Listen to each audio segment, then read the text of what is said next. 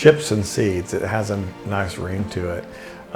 We see Jesus getting on boats. We see him teaching parables, and often this seed, or just, this is very ordinary life. He's using what's around him, both literally to preach from boats, as well as to teach.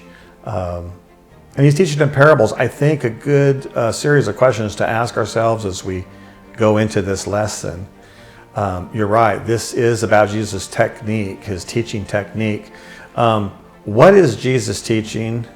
How is he teaching? And why is he teaching that way? Those are the kind of the questions that we want to explore. So if you kind of come to that, it's helpful. When we left off, we see Jesus healing a man's hand on the Sabbath, and the leaders of Israel are already looking how they might accuse him, that they might kill him. They're already thinking, how can we kill this man? Mark, in just a couple chapters, has built a tremendous amount of tension. Of all the Gospels, and this is why we talk about Mark as the suffering servant, this sense of Jesus's mission to come as a ransom for many, he'll say in chapter 10, verse 45, to go to the cross. This is framing, this suffering and the tension we see already with a rejection from Israel and their leaders, particularly at this point, even seeking to kill him. We see this tension, and we even see it in this ships and seeds lesson that's going to cover a good part of chapter 3 and in chapter 4. There's a lot happening here, but if we kind of step back, we can get a beautiful picture of it, that Jesus is calling disciples to himself.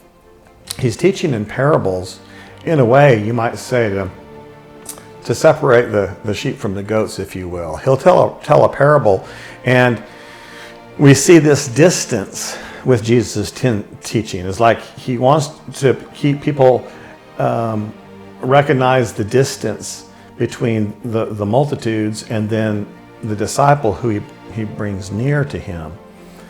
At the same time, he doesn't want that distance to remain, but there's that distance there until someone accepts and decides to be a disciple and to believe and to repent and to follow him.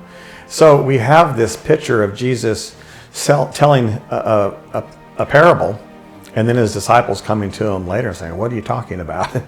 And Jesus says, "He that has ears, let him hear." He wants you to come near and say, "What do you mean?" The parables, of course, are pictures of the kingdom. This is pictures of the king. He's wanting to reveal what the kingdom is about in these teachings. But it's given to the disciples to know the mysteries of the kingdom, and to them it's not. We have, right in the midst of all this, these references to seeds. I think the seed is maybe his favorite metaphor when he's talking about what the kingdom looks like. I think this is indicative of who Jesus is, what his ministry is all about, what the kingdom and what discipleship looks like. Here we see Jesus later on talking to his disciples, gathering the disciples to him. I think it's I just love this verse, it's 3:14, and he ordained 12 that they should be with him.